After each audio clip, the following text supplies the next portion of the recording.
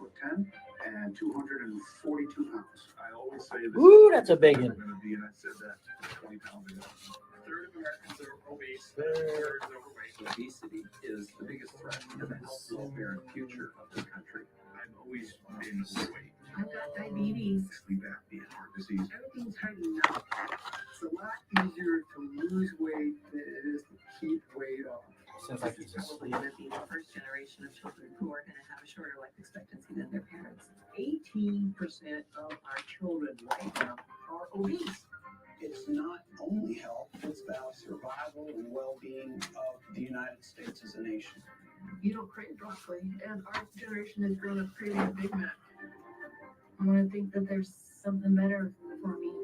Unless we're able to control this epidemic, we're going to have an abundance of chronic disease. All of us have to be part of the solution to reduce obesity. The weight of the nation is I know it's backwards, but we can that's fix the way it that. goes. If we don't now take this as a urgent national Turn the camera around, and I'm just not going to do it right now. So you're going to be stuck with a backwards image. Ready and go. Good morning. What a glorious day here in South Florida. What is it? May 5th? Something like that? 4th or 5th? Third. 3rd. Oh, I thought it was faster than that. All right. May 3rd. Love and life. South Florida is popping, man. Who would have thought? Well, you know that we'd have so much money moving into the area, people coming in, buying all of our lovely houses and properties, trying to build on them as fast as they can so they can flip them for some money. And then I'm just waiting for like a year or two and everything kind of settles down again. Prices come back to normal. It can't sustain this. So if you've just tuned in, this is not a real estate show. This is Slim Body Laser Spa's health and wellness show. And I'm going over how today's medical lasers, this new technology, is being used to help you to look better, to feel better, to lose inches, to get rid of pain, to relieve pain safely without pills or injections or surgeries. This light force, I call it the light force, is absolutely all of the energy of the world is in light. You know, it really is. It's almost like the source of all the energy. It comes from photonic energy from the sun. It's a thermonuclear, huge reactor up in the sky that's millions and billions of miles away from us. But it spews out radiant energy. It spews out pure energy. And that energy can be harnessed, and it can be brought back into devices, which when applied to the body in a safe, healthy way, can be super beneficial. And, and heavy light can also be very dangerous, as we know. Lay out in the sun without any sun protection on and watch what the sun does to you. That thermonuclear reactor, it cooks you. It burns your skin. But at the same time, it's very beneficial for your health and your wellness. And that's really what my message is here, is trying to explain and understand and make into something that you can understand that light it's not a commodity. It's a pure energy, a substance of pure life. All of life began with light, and then there was light, right? Isn't that in the Bible? In the Genesis, the Spirit moved over the face of waters, and then there was light. And light is what gives you energy and health and wellness. And gosh darn it, it's about time we figured out how to harness it and then utilize it for our benefit in the right doses. And that's what I'm doing at the Slim Body Laser Spa. Who would have thought I would be using light in the red spectrum? In other words, the color red, 628 nanometers for you techies out there, and then there's power behind it. A very bright red light could knock a plane out of the sky, for crying out loud. If it's so bright, it blast them in the eyes, they couldn't see.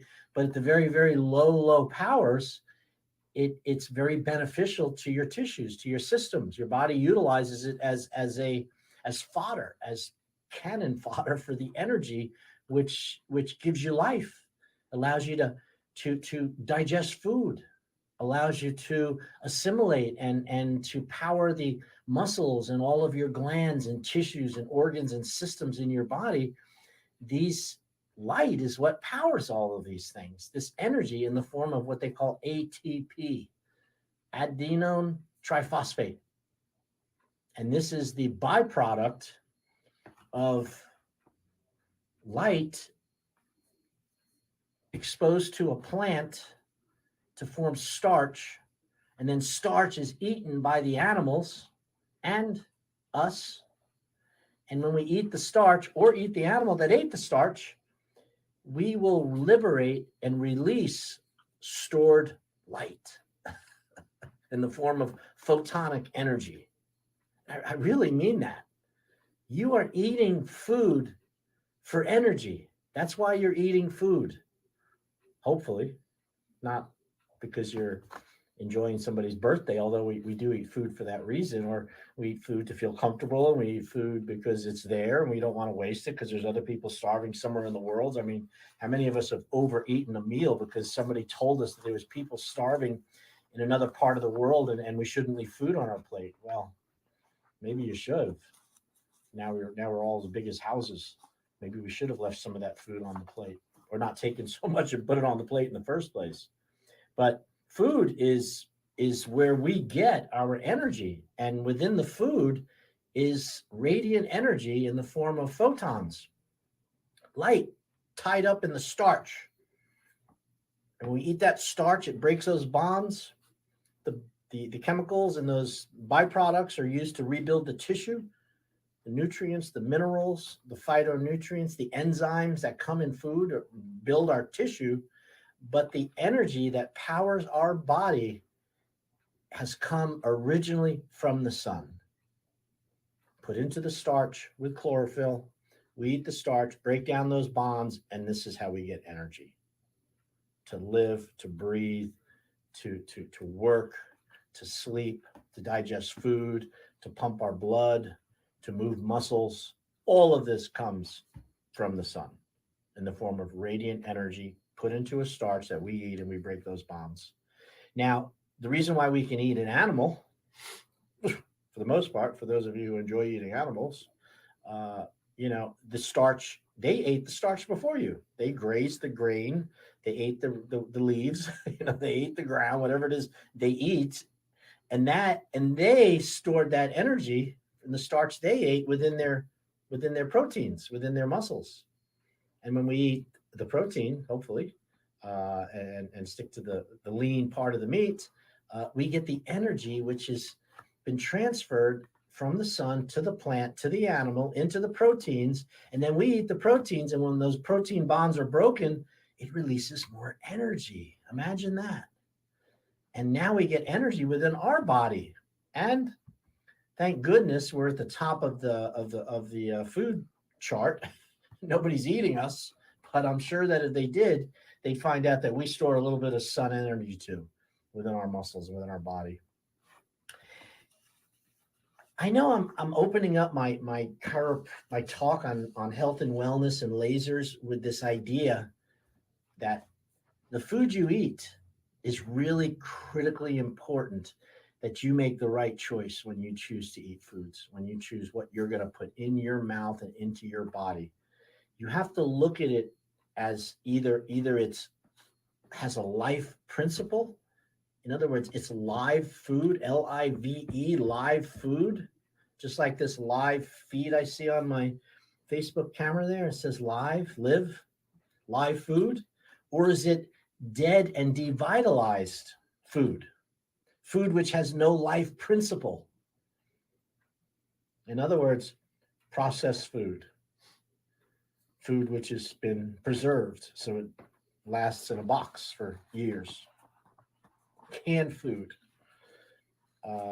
much food which has been over processed and over treated with chemicals and colorings and packaged in plastics, so the plastics leach into the food too. All of these types of foods are really, really unhealthy for us.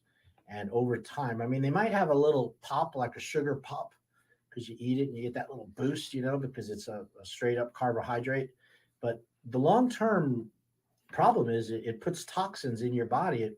It actually turns into sludge poison within your system. And then your body has to work hard to get rid of that extra, garbage that was in the food that was devitalized, which was not really food, just something to carry sugar or salt or sweet. And this is a real problem for us as humans. All right, if you just tuned in, I have no idea what time it is. I'm kidding, because we have a new clock.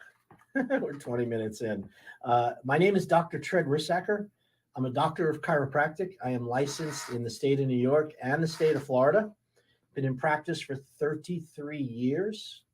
And yes, I'm still in my 40s. So I went to college when I was just a little kid. People say, God, you look so young. I'm like, yeah, right. Yeah, sure. I'm 61. And I've seen a lot of different ideas, and I've experienced a lot of different, things in my life as a chiropractor and watching healing. And I've also watched the failure, in my opinion, the failure of medicine. I mean, medicine and the use of chemicals and drugs to change your symptoms without really giving you anything to be healthy is a failed principle. It doesn't really give you health. It treats symptoms, and God knows that symptoms. I don't like symptoms either, just like you don't like symptoms. But would I rather erase the symptom and not know what's wrong with me and not do anything to why the symptom occurred? Or would I rather live with the symptom and use the symptomatology to determine if what I'm doing is the right idea and the right thing for the problem? You have this alarm system in your house, which monitors all the windows and the doors and the perimeter. And, it's an expensive alarm system. And all of a sudden, one of your window sensors goes off and tells you that there's been a breach in one of the windows. Are you going to just run down and shut it off and forget to look at it? And why did you spend so much money on such an expensive alarm system if you're not going to go look at where the breach is? And you might find out it's really something is happening. So that's what your body does. Your body gives you symptoms. It gives you aches and pains and, difficulty sleeping and weird nausea. And it creates sometimes the need to go to sleep, lethargy, and all kinds of different symptoms. And, these symptoms are a sign to you that something is wrong, that your body is not functioning in a way, and it's giving you symptoms.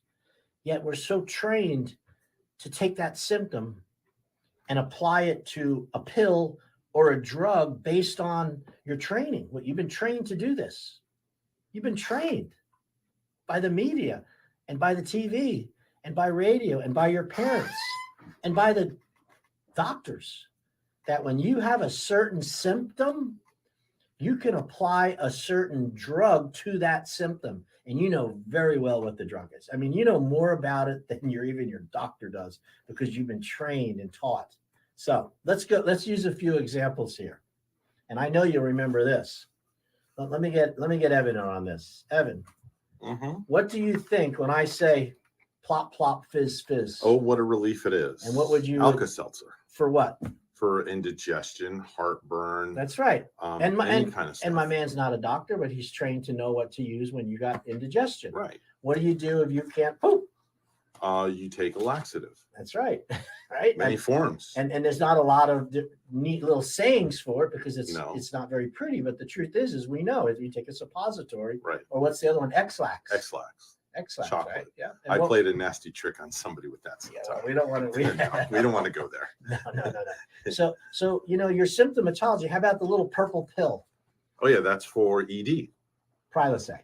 Oh no, Prilosec. I'm thinking the blue pill. Yeah, well, the blue one is the for blue ED. is for right, ED. Right, the purple one is for the indigestion. So what would be the signs of a heart attack? Not working properly. Well, let's just say you start to get numbness and tingling down left arm or right arm, whichever one it is. Tightness in the chest, shortness of breath. Right. different things like that. All right. And let me ask you the symptoms of a stomach which is starting to have ulcers or, indigestion. What would be some of the symptoms of that? I would say probably, I would guess like gurgitation, things like that, acid reflux. That's right. Yeah. Things Okay. like that. So we're very trained on how to recognize problems. Okay. Let me ask you, what are the signs of a healthy heart?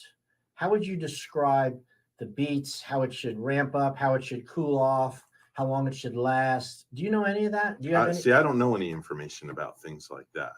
That's why a cardiologist does. Well, and there's a reason for that. Right. Because they're not teaching you about normal function. They're only Right. teaching you about symptomatology, so you know where to go very quickly and what to take. And Right. same thing with your stomach. Well, how would be well, let me tell you about a normal heart function. Okay. Okay. Your heart is designed to last 120 years. Okay.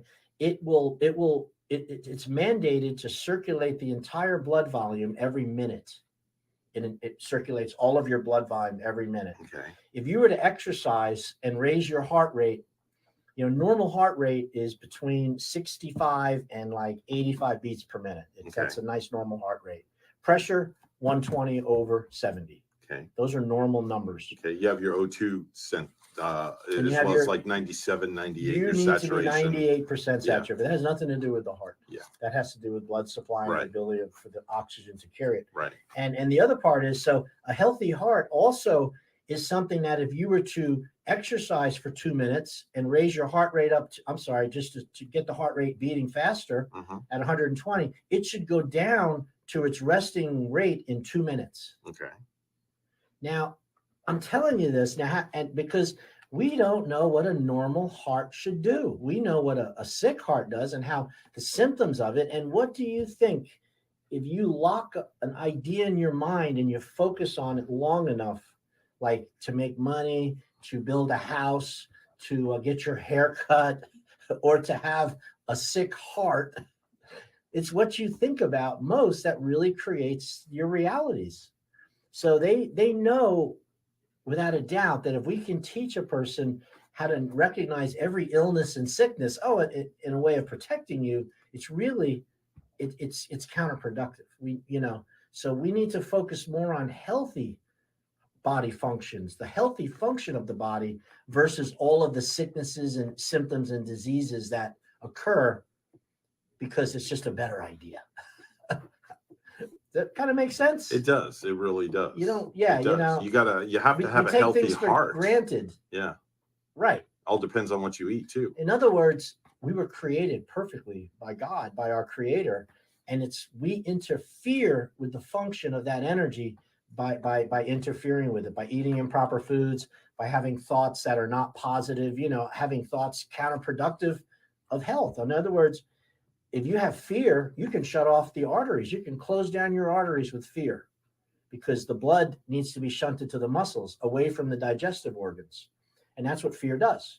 When you see something scary and you think you might have to run or fight, your blood supply goes away from your digestive organs and goes into your muscles because you got to fight. That's why they tell you not to swim on a full stomach. You ever heard that? All the time. My parents used to tell me that. Don't go swimming after you eat. And why do you think? Worst thing to do. And the reason why is because the blood that needs to digest your food is in your stomach. It's in your blood vessels around your gut, not in your muscles. Right. So as you start moving your muscles, you'll run out of energy because there's not enough blood supply, enough sugar there. And you can create that same scenario with fear mentally. And what's more fearful than I got pain in my left arm?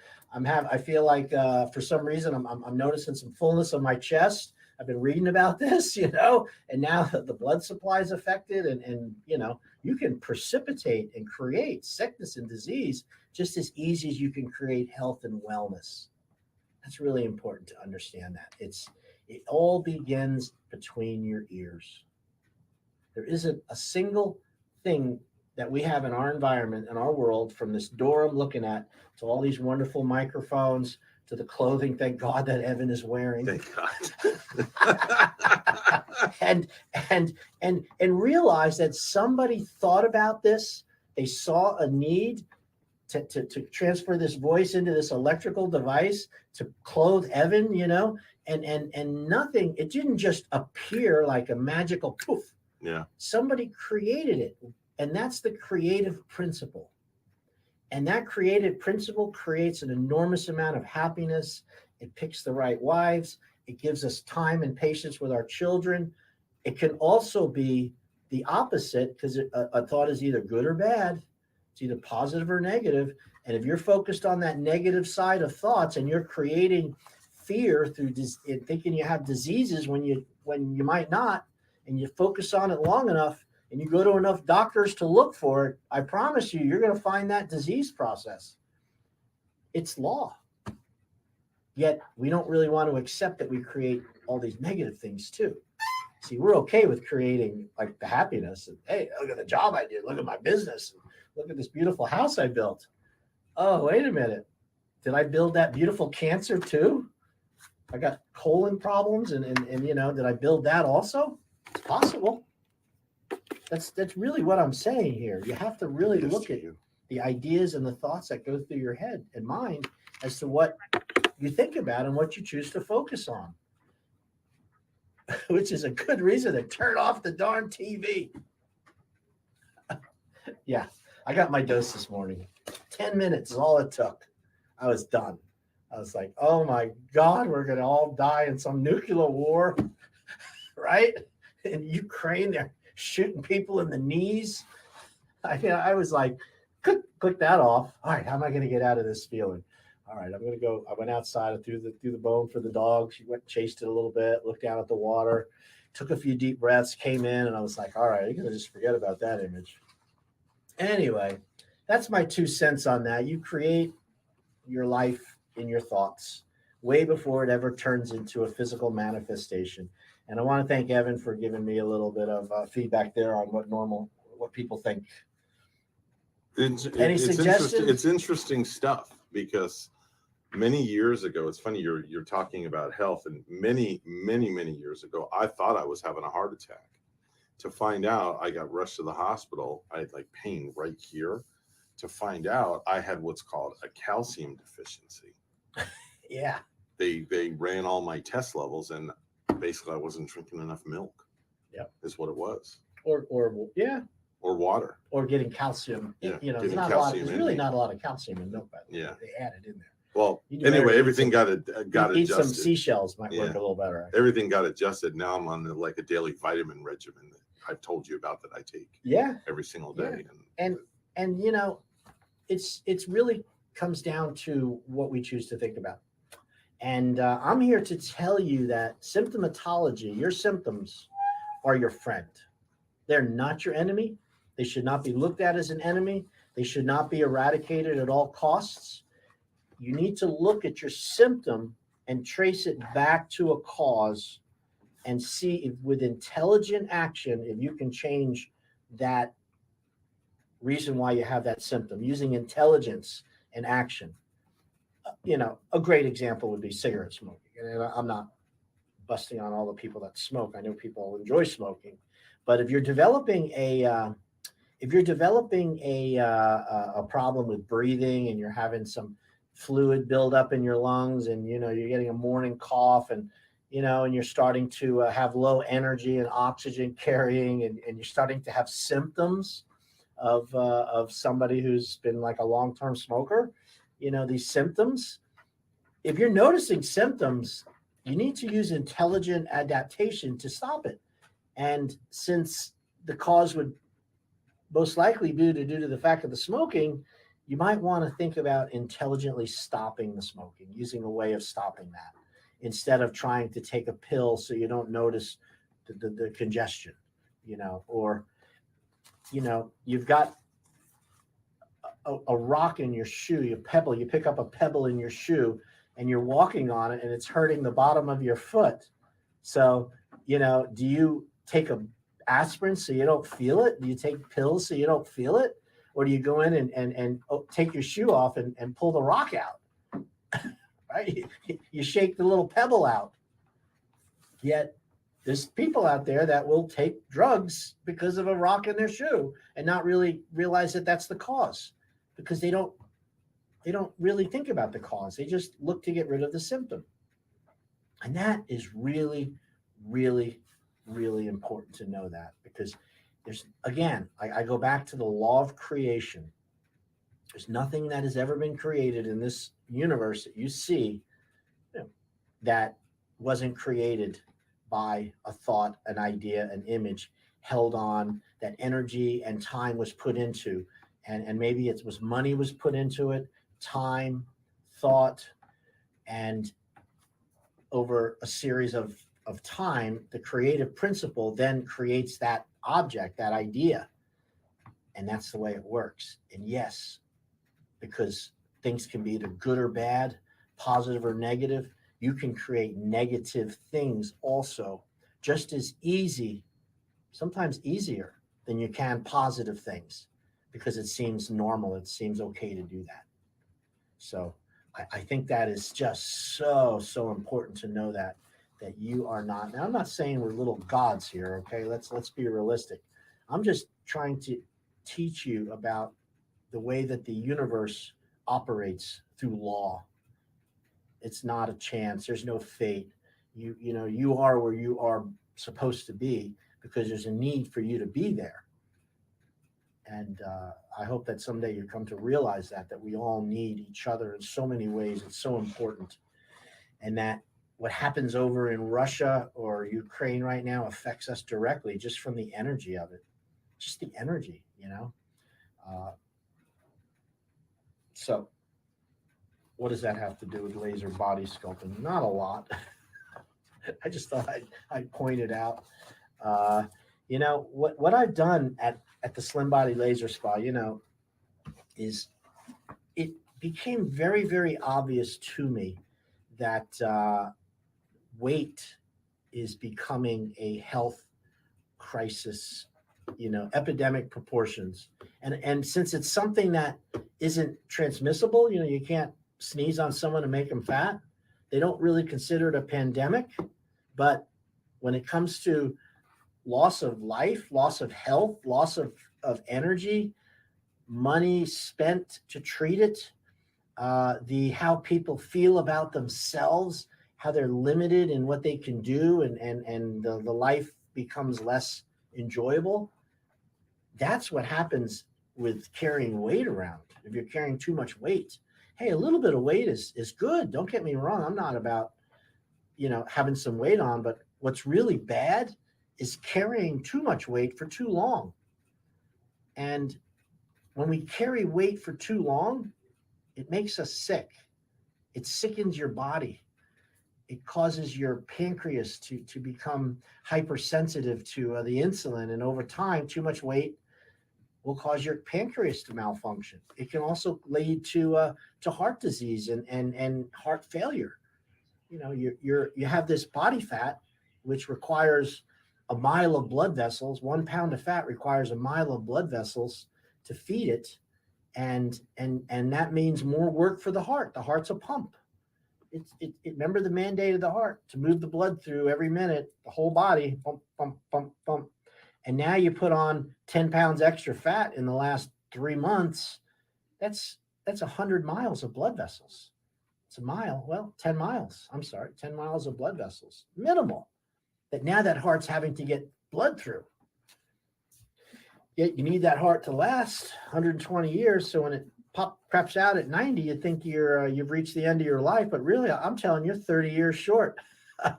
There's people that live to be 120 years in the world, So you're dying in your 80s and 90s, and that's premature death. Just because everybody's dying about that doesn't make it okay. Body fat has a lot to do with that. I was doing I do a lot of these body fat analyses at my Slim Body Laser Spa. And the body fat analysis where we use a electrical current. It's a machine called a body impedance analysis. And a person sits down and we put in their age, their gender, which is, you have to put gender in, by the way. It doesn't work on a pronoun that just says us. You got to be male or female, because we carry body fat differently. Males and females carry body fat differently. So you can't just have a unisex, a unicorn. It's got to be male or female. And then it has to do with your age, your weight. Okay. And then we put an electrode on your foot and one on your hand. And then you sit back, and then it passes a very mild electrical current through your body. And that current is, depending on how much body fat you have, lean muscle, water, and bone, conducts electricity at different speeds. So it's called an impedance analysis. And impedance means to slow something down, to impede. So this machine gives us your body fat percentage, how much of your body is fat compared to lean muscle. It gives us your total body water, how hydrated you are. It also gives us what we call your resting caloric intake, how many calories you burn at rest. And that's an important number to know, that, because if you don't know that number, then you can't target your food intake. So once you understand these numbers, these are called biomarkers, and they lead to having the tools and the information necessary for you to eat underneath that number so you can not get so fat, so you can get a handle on your weight. If you really understood that we can only burn about 2,400 calories a day, that's the average calorie consumption for a human, is between 2,000 and 2,400 calories. That's your max. Unless you're some kind of super athlete or super, person who's running and jumping and is super active in their job and their life. If you eat more than 2,500 calories a day and you do it consistently, you're going to get fat, because you can't burn more than you can't burn more than your body can burn. It's a set point. It's a max. It's like a credit score. My credit score tells me, how much financing I can get, or, what my financial rate will be by my credit score. You're not going to buy a house bigger than your credit score. And let me tell you, if your BMR, your body mass index, your basal metabolic rate, your BMR, is fixed at 2,000 calories or 2,500 calories, you better know that. And the food you eat has to be less than that amount or at that amount for you to maintain and sustain your lifestyle, the way you look, the amount of muscle tone you have, the amount of energy that you're accessing is dependent on how much food you eat and the type of food, the quality of the food. If you were to eat food that is full of a life principle, full of that radiant energy I had talked about, the sun goes into the starches and puts the starch, locks the sun's energy up within the starch bonds. And then we eat the starch, we break those bonds, we get that energy. That energy is what's going to give you the ability to run, and to run fast. It's going to give you the ability to digest food and to keep your heart beating, is where that energy comes from. So what if day in and day out, I was hooked on Doritos? And I hate to use Doritos as an example, but it is the most common snack food out there.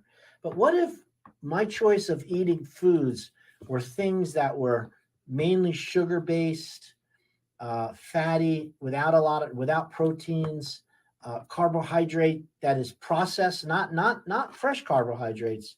We're not talking vegetables and fruit. We're talking about processed carbohydrates. Cakes and cookies and treats and pastas and mixed goulash things.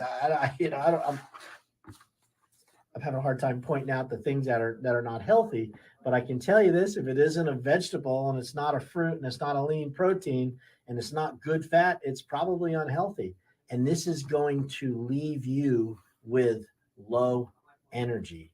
Not only is it going to affect your energy, but it's going to give you a bunch of poisons and toxins that you shouldn't even have in your body to also get rid of. So now, not only does your body have to get rid of normal respiration, the toxin from just living, a certain amount of poisons our bodies produce as they breathe air and we exercise and we digest food, healthy poisons. Now, because you're eating crap, processed foods, now you got to get rid of all that food poison too. And you wonder why you're tired at the end of the day and you don't have the energy to take care of your children, and you need to nap 2 and 3 times because you're sleepy. This is all process of the toxins. I hope that makes a lot of sense to you. So choose food that's live food, buy live food, salads, and more salads. Have some green leafy vegetables, have some spinach, stir fried, boiled, put in your eggs. There was a great restaurant in New York, which, I love parts of New York and Manhattan when I was a young man, and it was called the Lucky Strike was the name of the restaurant. It was down in the Fashion District right by NYU, and it was open like till 5 a.m, and it was a really big hangout for these beautiful model girls to go to this restaurant in Manhattan called the Lucky Strike. Now, maybe you remember this, and it was a grill that cooked spinach in like 100 different ways. In other words, you went into this restaurant, they had a big menu board up on the wall, and it had nothing but spinach and cooked in like 50 different ways, stir fried, baked, in eggs, boiled, raw, shredded. I can't even name all the different ways, in oils, in different types of flavoring and sauces. And it was popular as heck. That restaurant was packed with these beautiful models and stuff all coming in, because let's face it, spinach is an amazing food source. There's a reason why Popeye popped the spinach can and crunched it and his arm got strong. Spinach is protein. Protein is the architecture, is the building block of muscle strength. Without a good amount of protein in those forms of those good proteins, you can't build muscle. And one of the best sources in the vegetable kingdom is spinach, and all the dark green leafy vegetables, by the way, broccoli, kale. So, that would be, in fact, I'm listening to Rogan, which I only listen to his YouTube parts. I don't listen to his Spotify, too expensive. But it seems there's a new diet out there which is taking over and helping people huge with their health and their wellness. And it was the Mediterranean diet and the cabbage soup diet, and then we got into the Atkins, which was way before all of them. And then we got into this thing called the paleo diet, which is eat like a caveman, right? Eating bone broth and grubs off the ground. And now we're going into what they call keto diet. And a keto diet is when your body is burning pure fat, it produces ketones. And ketones are a way that your body gets energy. And you get it from when you burn fat, not eat fat, by the way. So, these are very popular diets. Well, the new diet, are you ready? Are you ready for the new diet? Meat and green leafy vegetables. That's the new diet. Meat, green leafy vegetables. Green leafy vegetables and meat. I mean, we're talking steaks and beef and pork and chicken and seafood and, meat, protein, green leafy vegetables. Okay. And what people are starting to show is their inflammation is going down. Their blood sugar is becoming balanced. They're having these incredible, a lot of the lethargy and the inflammation, the inflammatory achiness of their joints has gone away. And it's this meat, green leafy vegetable diet. And of course, you better know your BMR, which is how many calories you burn at rest. Because if you don't know your BMR, I don't care if you're eating meat and green leafy vegetables. If you're eating too much of them, you're going to get fat. It's impossible not to. I think there's a lot of truth in it. I don't have all the statistics yet. It's kind of new. But if you go to your search and your YouTube search and you put in meat, green leafy vegetable diet, you're going to see hundreds and hundreds of people mentioning it, and some really incredible testimonials too. So that's just something to think about. All right. I I've been talking about food, and I'm talking about the energy that is tied up in food, which comes from the sun. This is a life principle that you just cannot ignore. So please, please, please, grow a garden. I'm a gardener. I like doing the garden. It makes me feel proud when I grow these beautiful vegetables and I can share them with people, right? I feel like I'm doing something to help. The green peppers that I grow in my garden compared to what I buy at the store are night and day different. The green peppers that I grow have they're very strong tasting, and the green they're very dark green when you look at them compared to the ones that my wife gets at Publix. Now the ones at Publix are huge, as big as I'm using my hands to show you. I could barely put both my hands around them. My green peppers are about the size of my own hand, but man, are they tasty. They have such almost like an acidity to it when you eat them. I know it's because I got them right out of the ground. There was, I picked them that day. I also find that collard greens grow really good in pots. If the collard greens that we grew up with as a kid, the ham, you can make collard greens. It's been very popular. It's a soul food, I guess you call it. I hope that's politically correct. But I love collard greens with a ham hock base. And collard greens grow great in the gardens here in South Florida. And so do spinach grows really good in the gardens here. I've had a lot of luck with spinach, and of course all the different variety of tomatoes. But the tomato season is going to be gone in the summer here, just so you know. It's really hard for tomatoes to flower in the heat, and the same thing with the green peppers. Anything that requires a flower doesn't grow very good in the heat here in South Florida. So if you have your cucumbers and your squash and your watermelons or your cantaloupes, they need a lot of sun, because sun makes them grow, but they need some cool nights for those flowers to really work well. So, but when you eat food that you grow and occurs naturally, you're conforming with that law of life. You're eating live food at that point. Another really good source of live food is nuts and grains, sunflower seeds.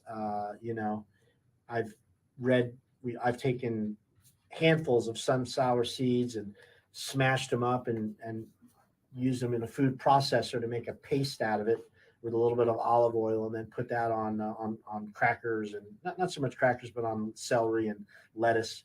I'm also really loving using romaine lettuce as a sandwich.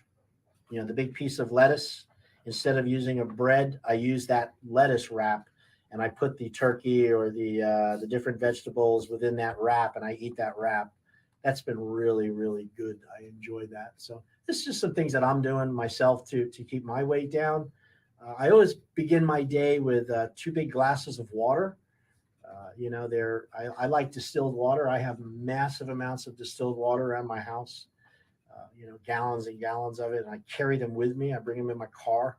Distilled water is incredible at, when you drink a lot of water, your bladder works better.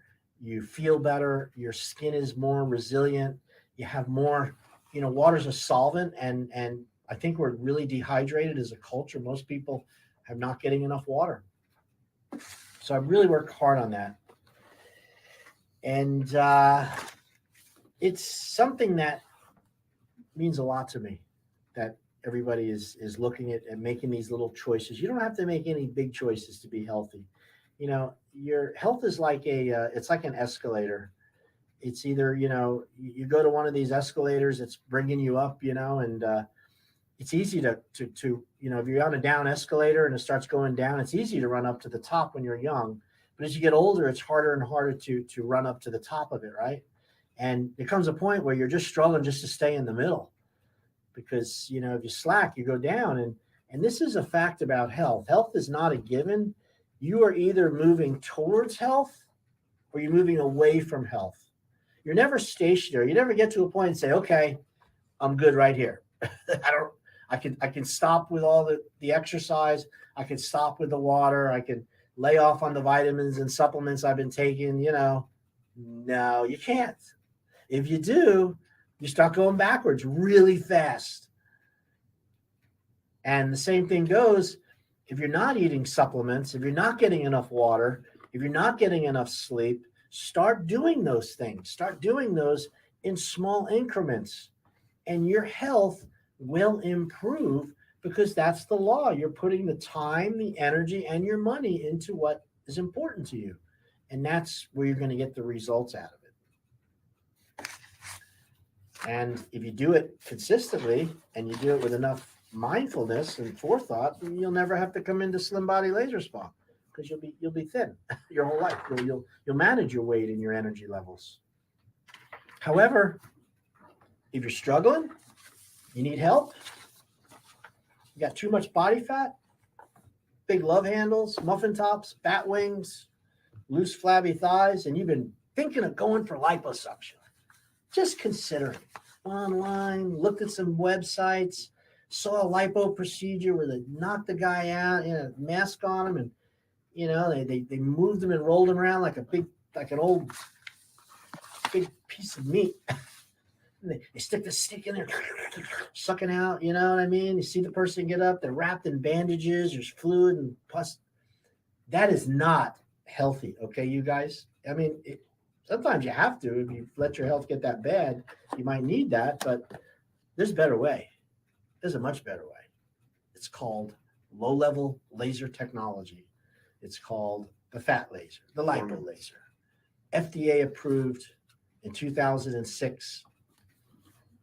That's what we do. We have a low-level laser. You can lose 3 to 9 inches of stubborn fat while you lie on your back and listen to music. Who would have ever thought it could be that easy? You can remove unwanted belly fat, arm fat, back fat, thighs, chins, and improve and tighten your skin. It's only 30 minutes each day. You come in without surgery, without pain, while you lie on your back and listen to music. I have perfected this technique. I have an office called the Slim Body Laser Spa. It's on East Ocean Boulevard, right across from the Fresh Market. It's a laser lipo spa. We're doing laser body fat reduction, laser body sculpting. We're also using whole body vibration plates, which is a technique of building muscle strength and helping get rid of toxins. It's part of a detoxification process, the whole body vibration. We're also doing nutritional and real detoxification for people that really need to get rid of some of these toxins. And this isn't the same as a drug rehab. We're not a rehab. But most of you are walking around with as much poisons as your nephew, who's still doing drugs, and you haven't stopped to get rid of those toxins. Toxins come from the environment.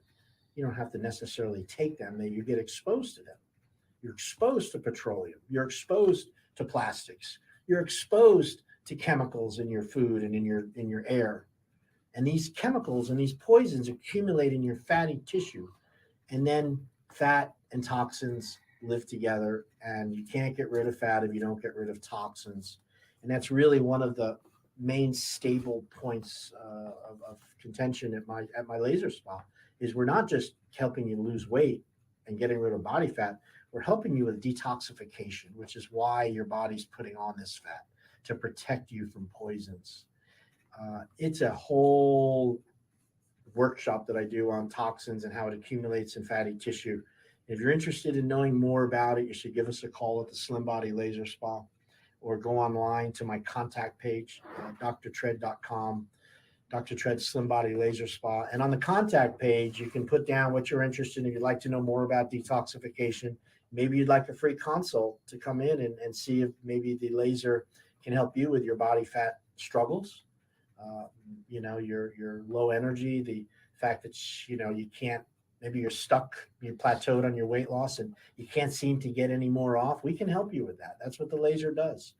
It works on those hopeless clients that have failed everywhere else, and they seem to come into the Slim Body Spa and get results. Nothing makes me feel better than that. Our program is 9 sessions in 3 weeks, Monday, Wednesday, Friday for 3 weeks. You can even do it every day if you're really fit, Monday through Friday. That would be 10 sessions in 2 weeks. We do that for people that are really fit. However, if you're not as fit, you need some help with food, some metabolism issues, low metabolism, you need to spread out your treatments a little longer so you have more time for the body to make those changes so you can look and feel better and it's a little more permanent. I lost 10 inches of belly fat in only 9 sessions in 3 weeks, me, myself. Then I ate less for 3 months and I lost 10 pounds 20 seconds. a month. You can do it too. Just give me a call, 772-223-5885. It's called the Slim Body Laser Spa. We're in Stuart 10 on seconds. East Ocean Boulevard. And yes, we have openings, and I would love to see you. Free consultation. Live long. Be happy. Tell someone you know that you love them. Or tell somebody that you love them. Let them know you do. It's really important. Thank you so much. God bless. Bye-bye.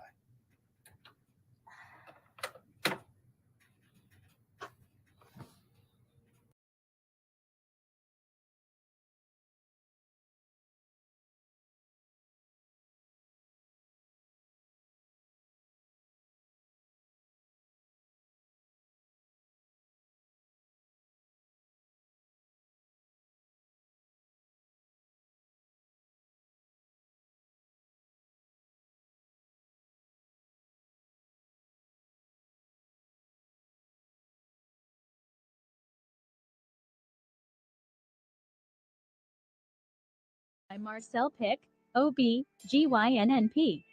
Hormones of appetite and satiety. How does the brain know when we're hungry or full? What are the hormones that affect your appetite? How do the body's other hormones influence hunger and satiety? Have you ever caught yourself mindlessly eating with little awareness of hunger, only to realize that handful of crackers turned into the entire box? Alternatively, perhaps you have ever been so caught up in your busy day that you forgot to eat altogether, only to suddenly discover you were absolutely ravenous? If so, then you have experienced the sometimes puzzling effects of specialized signaling molecules in the body, formerly referred to as the hormones of appetite and satiety. There is a significant correlation between these recently identified hormones and how the gut communicates with the brain to regulate weight. This relationship is currently the subject of intensive new research, mostly on mice, with researchers and field experts digging for clues that will help people quickly lose excessive weight while keeping it off for good. More, these studies are finally helping everyone involved recognize that weight loss is not simply a question of mind over matter.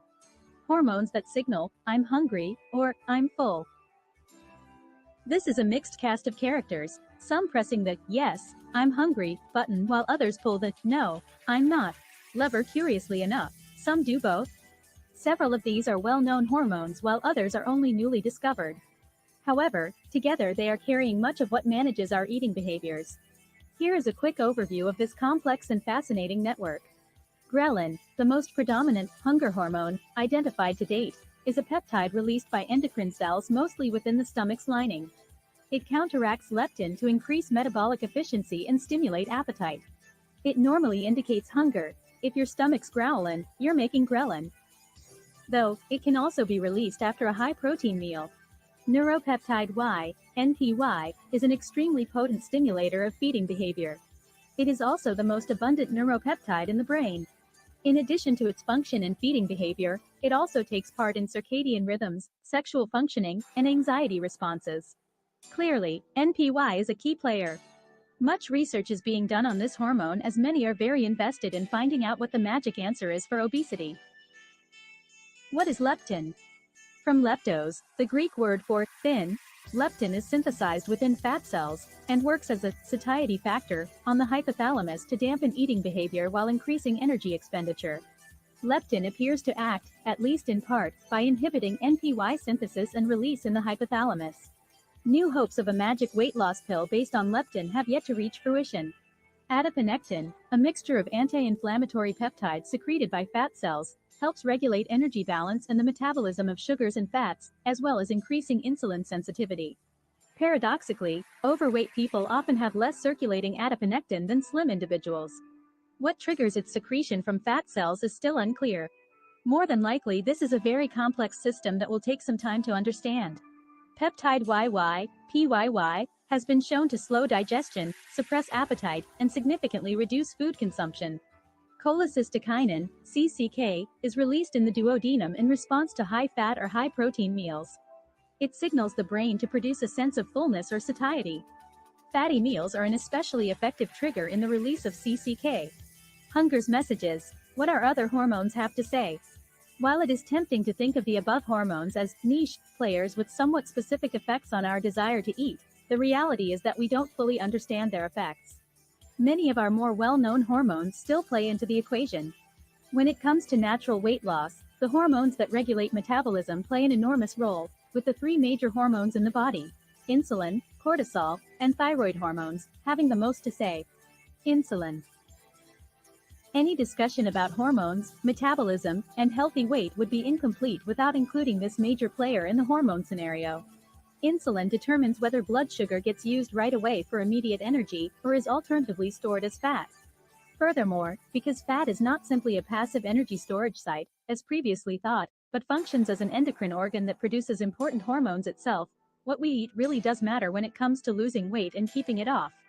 Insulin levels are directly impacted by our diets, particularly the ratio of carbohydrates to fiber, fat, and protein. Any disruption in the insulin regulating mechanism, such as insulin resistance, has an immediate influence on several of the lesser metabolic hormones. Thyroid hormones may also play a lead role in everyone's unique physiology. Women often question if a recent increase in weight could be due to a thyroid imbalance. This is a question I hear on a daily basis. While the thyroid does act very much like a gas pedal in regulating your metabolism, we most often find its relationship to weight gain is more indirect. Sluggish thyroid function is a consequence of an imbalance between other hormones. Stress hormones. Adrenal imbalance caused by excessive anxiety, stress, and cortisol production is typically at the top of the list when it comes to the correlation of unwanted weight and hormonal imbalance. Sustained high cortisol levels can lead to intense cravings and binge eating. High cortisol production can throw off any or all of the other hormones in the body, major or minor, setting off a chain reaction that leaves your body in chronic crisis mode. The simple significance of this is that no diet will succeed if you are under tremendous stress, no matter what you do. A simple saliva test can reveal whether your daily cortisol levels are in line with where they need to be. Melatonin, the hormone that regulates the circadian rhythm, also factors into your hunger time clock.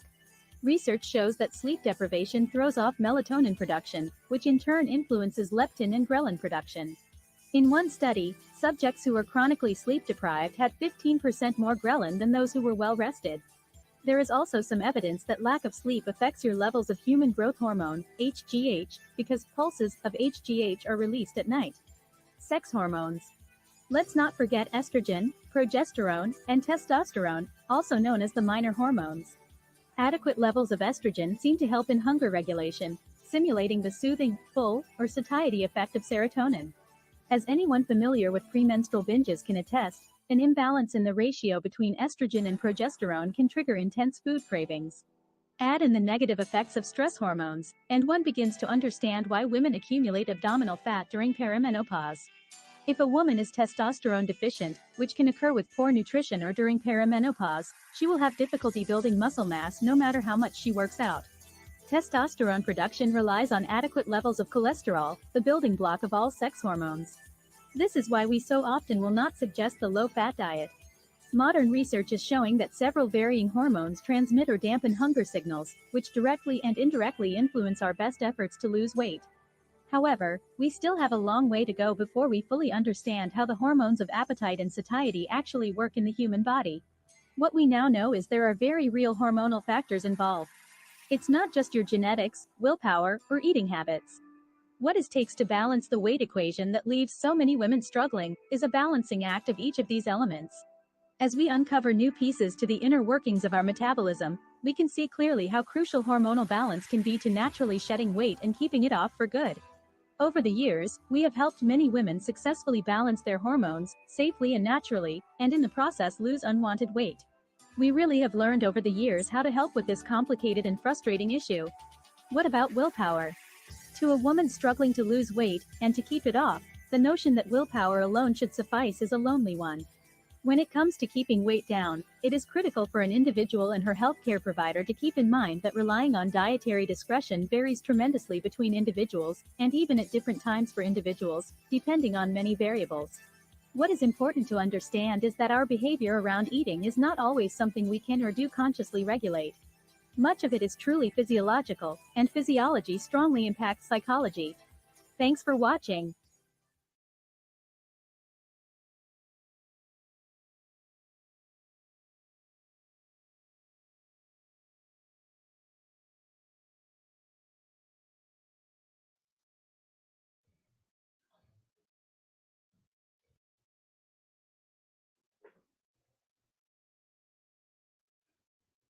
Bioimpedance analysis. I love this stuff. Well proven scientifically. We've been using it for over 20 years. You get so much information so easily about your health. It measures some very important biomarkers. Make sure that when you come in to do the BIA, you're not wearing pantyhose, no food 1 hour before testing, and no extreme exercise before we test. And no caffeine and no alcohol. Also, make sure you're well hydrated. We'll get a better and more accurate test. One of the first things that show up is the phase angle. It's an overall GPA of your overall health. It's a very accurate assessment of oxidative stress. Really, aging stress on the cell, nutritional status. If your health is going down, the phase angle goes down. When your health is doing good, your phase angle goes up. It's one of those overall measurements to allow the doctors to see if you're responding to the therapeutic modalities, to your lifestyle changes. Keep in mind, as we age, it does drift downward a bit. Our goal is to keep you above 5. The theoretical perfect is 10, but it's unrealistic. But why not shoot for it? 10 would be great. It's a very, very important tool that seems to be the hallmark of your overall health trend. The other thing we look at is muscle mass. Muscle mass is very important biomarker of health. It's what gives us energy. It's what balances your hormones. It's what is partially responsible for sugar regulation. It soaks up toxins. It's part of your immune system. It is part of your strength, of course. And yes, it makes you look good. So muscle mass responds not only to being fit athletically, to exercise, it also a big responder to what's happening inside your body. For example, we use it for Crohn's ulcerative colitis. It's an accurate measurement. If you have a flare up of Crohn's or ulcerative colitis, your body will use muscle as fuel to help fight it. If your patient is very inflamed or ill, muscle mass will always go down simply because muscle is used as fuel for part of the immune system and part of the metabolism. It's also a measurement of how well you can absorb protein.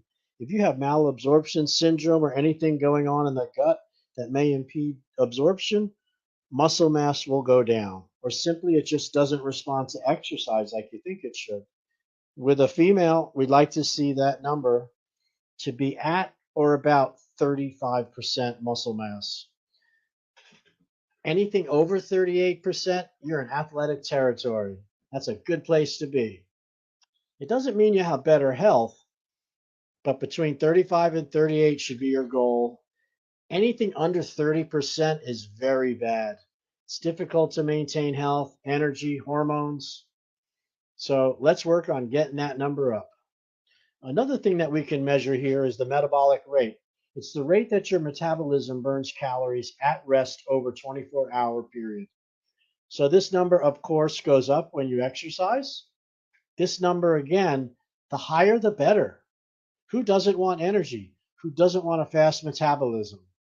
Low metabolism is an indicator of low muscle mass, thyroid issues, adrenal problems, other metabolic disorders. Again, we want that number to be at least 1500 to 1800. Higher is better. Once you get down to 1200 or so, we're looking at some serious metabolic issues that need to be addressed. Body fat. For most women, this is your enemy. There is an ideal territory, however. Less is not always better. You need to be at least 18%. Athletes can go a little lower than that to 15%, but anything less than 15%, it starts to hurt immune function. You get sick more often. There's no reserves. Hormones start going all over. So 15 is the bare minimum.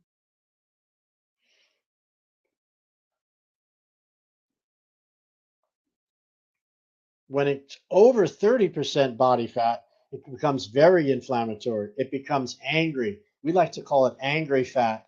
It is always spewing out in these inflammatory molecules full time. It affects you like an anchor. It will burden you and pull you down. You do not want to be over 30%. The ideal is between 18 and 23%. And where your fat is stored is, of course, very important as well. Now, if you're storing fat mainly in the belly, you are looking at some adrenal or sugar issues. If it's in the hips, it's more estrogen issues.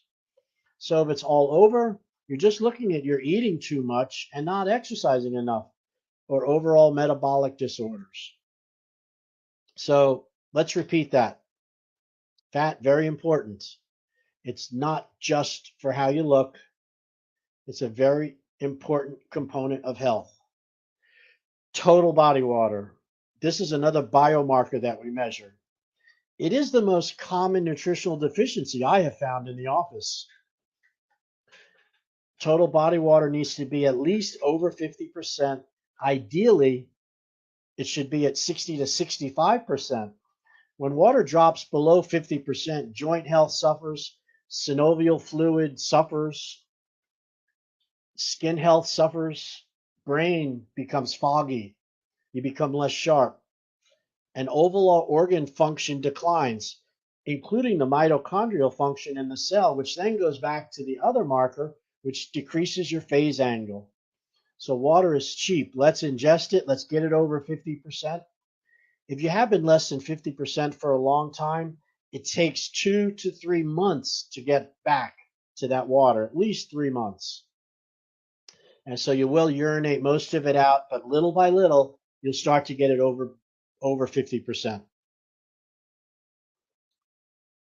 A very important subcomponent of total body water is how much water you have inside cells and how much you have outside cells. So intracellular water, cells are a little bit like grapes. Think of the intracellular water as the water inside of a grape. And if you start losing that intracellular water, that grape starts to look more like a raisin. And all of the functions within that cell start to decline precipitously. The mitochondria function goes down, so energy production goes down. The function of the cell declines.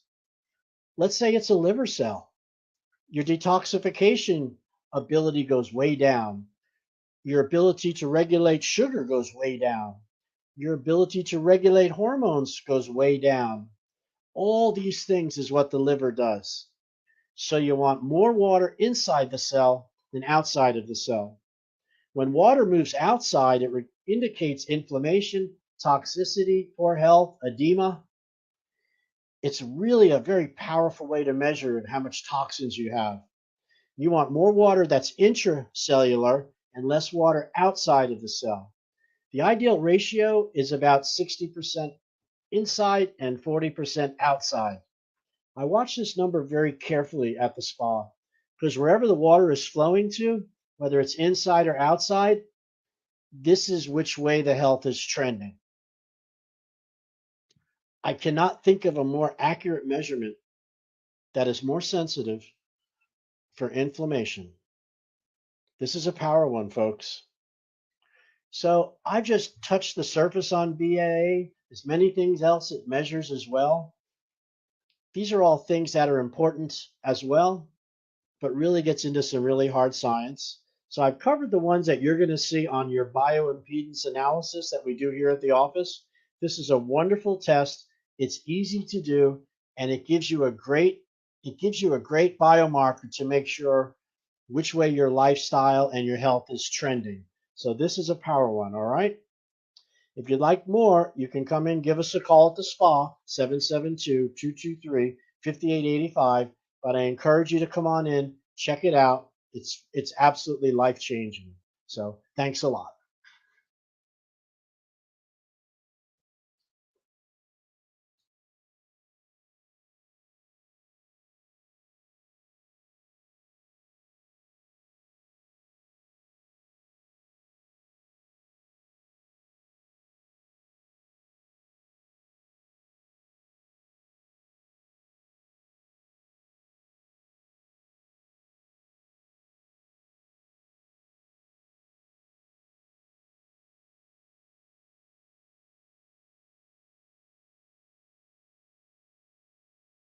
Hi, my name is Dr. Tred Rissacker, and I'm the doctor, the owner, and a client at my Slim Body Laser Spa.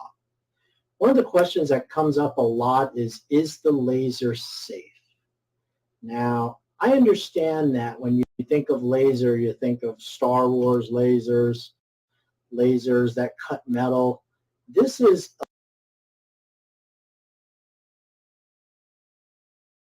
a laser which is called a Class 3B device. In other words, it's a low-level laser. And the way that the FDA clears, categorizes lasers are in how strong and powerful they are.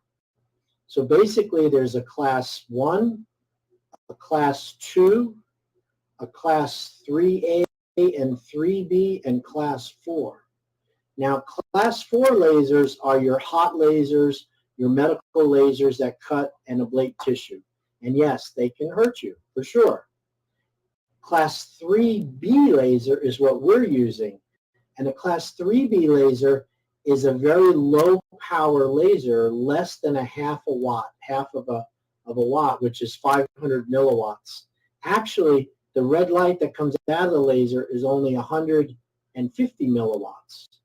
So when you apply a red light laser to somebody's body, it only penetrates about that far into the tissue, just about a quarter of an inch. And it activates the fat cells that are just under your skin. So it does not go through the body, it doesn't percolate, and it also does not create any heat.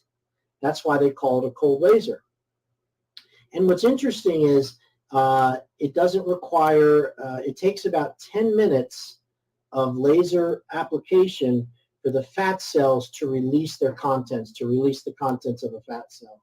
It takes about 10 minutes. And you can move those paddles around in different areas for 10 minutes. So we have a machine that has 4 paddles, so we could put 4 paddles across the lower part for 10 minutes. We could move the paddles up for another 10 minutes, put some on the side of your muffin top for 10 minutes. And in that 30-minute time frame, the fatty acids which are contained in those fat cells are released into the tissue. The laser causes microscopic pores to form within the cell membrane. The fatty acid is released along with water and glycerol, and then your body is going to burn it over the next 2 to 3 hours as a natural process. So it's super, super safe to use. We've never had anybody that's ever been burned, ever had any marks, nothing like that. I've used it myself dozens and dozens of times. Over 5,000 people have been through it. It is very, very safe. So I hope you feel better about that. And by the way, once the laser is applied, the way your body absorbs the fatty acid is a natural process, which is why it's so well tolerated. If you're interested in finding out more about our process, you can go online at Dr. Tred's Slim Body Laser Spa, and you can select, look through the website, and you'll see pictures of the laser. You'll see pictures of people on the laser. There's also some great love letters and testimonies that you can read over.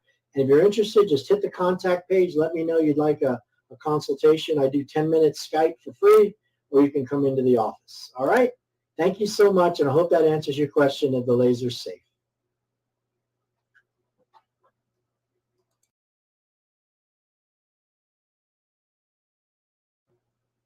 Hi, my name is Dr. Tred Rissacker, and I am a doctor, the client, and the owner at my Slim Body Laser Spa. So one of the questions we get a lot of in our consultations is, will the fat come back? Does it come back?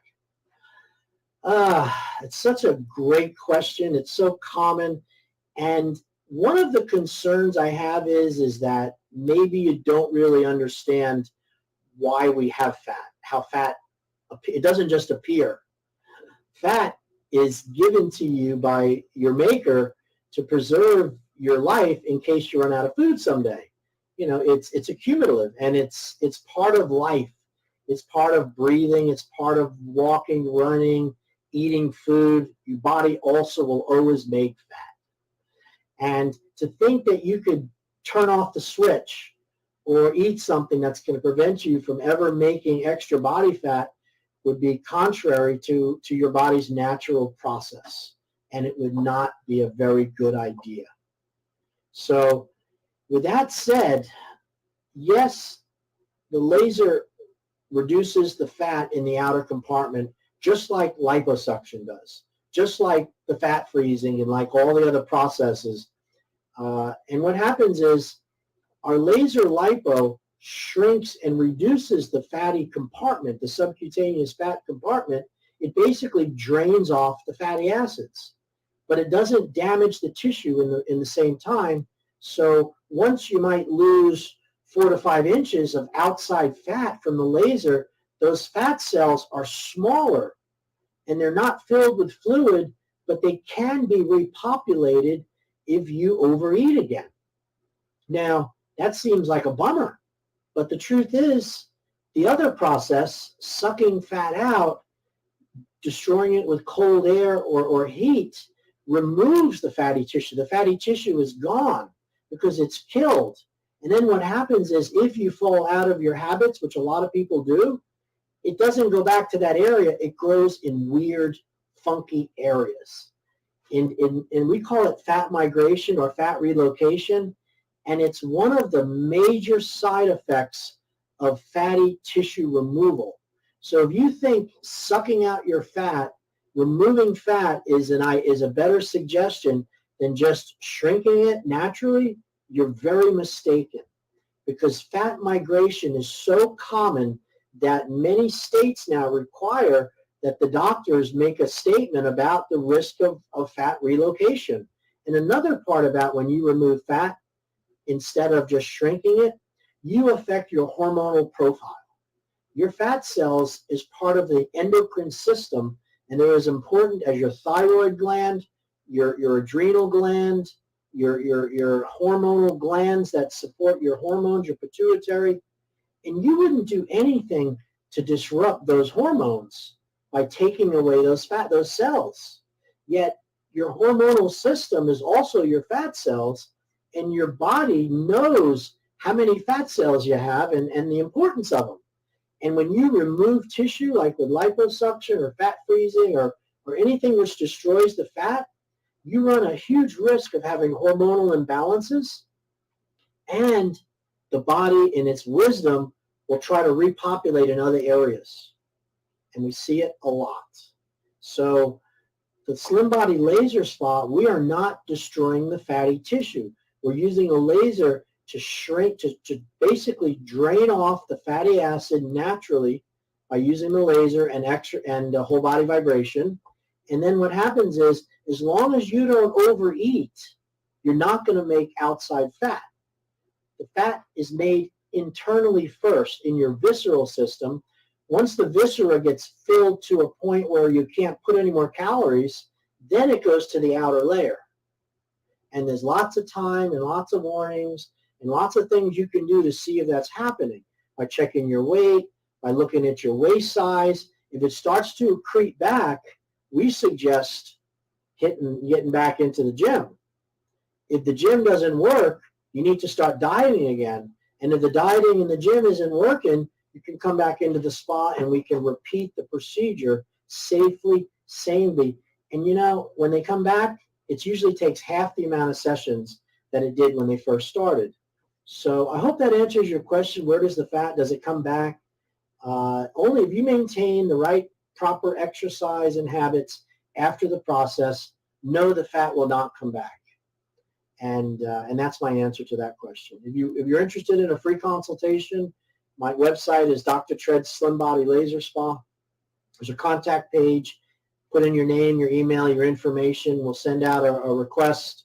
Or you can also look at some of the before and after pictures. And of course, my consultations are always free. If you don't live in the Stuart area, you can do a free one-on-one with Skype, or we can talk on the phone and see if it's something that we can help you with. All right? Thank you so much, and thank you for allowing me to answer that question.